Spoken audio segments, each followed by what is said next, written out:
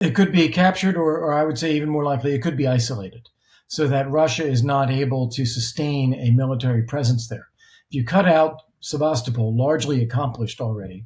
You cut off that Kerch Strait Bridge, I'd say 50% accomplished in the sense that they're not using it for rail and they're not using it for heavy trucks. They're trying to use the ferries to go across the Azov Sea. Those are being targeted. So the Ukrainians have really degraded that connection. If we talk about this language of Ukraine winning, what do you think Ukraine winning looks like in a way that is acceptable both to the Americans and to Kyiv? The key thing is that it's acceptable to Kyiv. We're not protagonists in this. It's their country. They've got to figure out what they can do. But I think the key elements are Ukraine is a sovereign, independent European democracy, part of the European Union, part of NATO. Future generations are not going to have to worry about a war the way that this generation is having to fight one. That's the ultimate definition of victory. Now, that doesn't tell you where's the border. Is it the 91 border? Is it the 2014 border? What happens to Crimea? That's all in the mix. That's all being played for on the battlefields right now. And we should want Ukraine to be positioned to maximum advantage. Which they are not at the moment. But in the end, the victory is really in Ukraine's sovereignty and survival as a European democracy. I was speaking last week on Frontline to a former British diplomat who said that in his opinion, the inevitable settlement will be that Ukraine has to cede some territory, probably Crimea, maybe areas of the Donbass, in exchange for a guarantee around EU and NATO membership as a way of ensuring its future sovereign territory. Do you think that might be feasible? Well, I'd say that's certainly one of the things that people are talking about. It's not at the moment credible or acceptable to Ukraine because missing from that is any sense that Putin won't just attack again. And so there have to be NATO membership, there have to be guarantees of security, and there have to be some kind of limitations on Russia's ability to attack or military buildup and presence for Ukraine to make that a credible sort of solution. People talk about that now when Putin still talks about wiping out all of Ukraine. It's not a serious it's not a serious negotiation. One thing also that people need to pay close attention to, Crimea has always been part of Ukraine in the sense connected to Ukraine. It was part of Ukraine as an independent state for far longer than it has now been claimed to be annexed by Russia. And as a dry peninsula sticking out into the Black Sea, it's not really sustainable unless it is connected to the mainland, which is Ukraine. So just writing off Crimea and saying, oh, that's going to be Russia, that's not necessarily the way this has to fall. It is a threat to Ukraine for Russia to be occupying Crimea and able to target Odessa, Mykolaiv, the Ukrainian ports from Crimea. And it's very difficult for Russia to sustain a presence in Crimea if it is cut off. So I think that is much more in play than people give it credit for. Well, that's a really interesting point. And also a lot of military analysts have said that actually Crimea is perhaps the most vulnerable of the territory that's been captured by Russia so far, in part because of the success that Ukraine have had at degrading the Black Sea Fleet. The Kerch Bridge still appears relatively vulnerable. So potentially Crimea could be captured by the Ukrainians if they were given the appropriate support. Yeah, it could be captured, or I would say even more likely, it could be isolated so that Russia is not able to sustain a military presence there.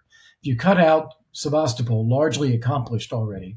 You cut off that Kurt Strait Bridge, I'd say 50% accomplished in the sense that they're not using it for rail and they're not using it for heavy trucks. They're trying to use the ferries to go across the Azov Sea. Those are being targeted. So the Ukrainians have really degraded that connection.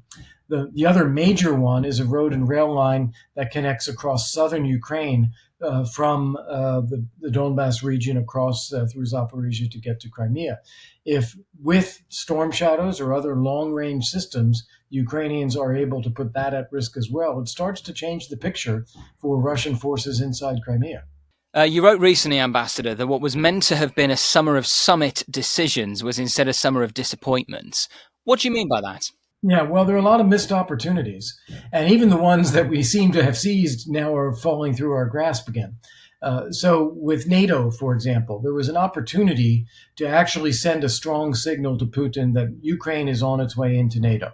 invite them to join the session talks, start talking about Article 5 in the NATO-Russia Council, show him that this train is moving and leaving the station.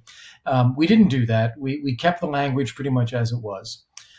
With the G7, we didn't seize the $300 billion in frozen Russian assets. We just left them frozen but not able to be seized and used.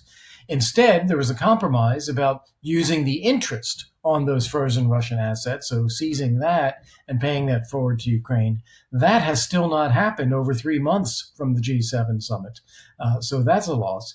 At the Ukraine Recovery Conference, which was held in Berlin and has been an annual event now, it was the year before it was in London, no real discernible outcomes from that either. No creation of a permanent executive and international body focused on Ukraine's economic recovery, no major investment mechanisms and risk mitigation schemes that could have come out of that.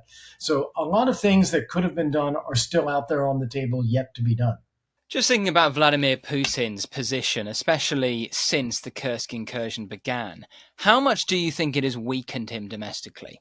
I think it has actually caused some questions to be raised among the elite. You don't hear things in a public way in Russia because they control the media and they control the public profile in a way that no one in the West can do.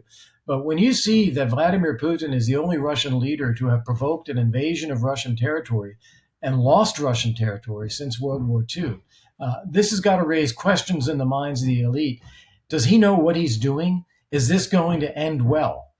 So I think that those things are causing him to double down, stay on the offensive, downplay this incursion into Kursk, see if he can wait out the U.S. presidential election and see what a new U.S. president does.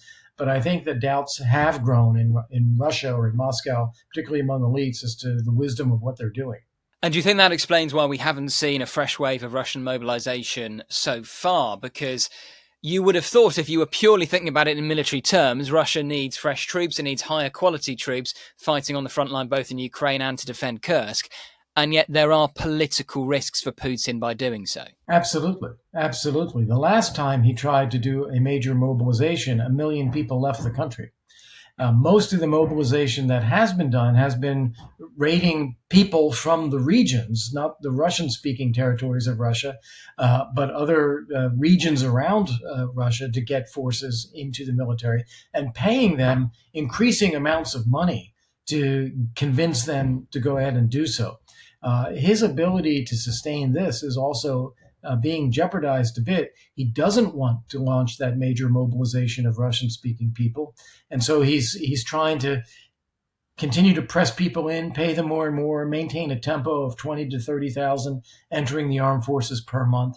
But that is just about keeping pace with his losses. How concerned are you, Ambassador, by what appears to be the increasing cooperation between Iran and North Korea and Russia? We know that Iran has provided not only Shahed drones, but now these 200 ballistic missiles to Russia. And there is some speculation that this may be in exchange for help with nuclear technology even. How concerned are you by that? So we've been seeing a lot of collaboration between Iran and Russia already, and that should already be concerning. But the look into the future from there is if Russia is able to continue to succeed in Ukraine, rebuild its military, cooperate more with Iran, it actually increases the risk of more global confrontation. We hear people, President Biden, Chancellor Scholz worry about avoiding World War III. It is more likely that we start drifting in that direction if Russia and Iran are successful.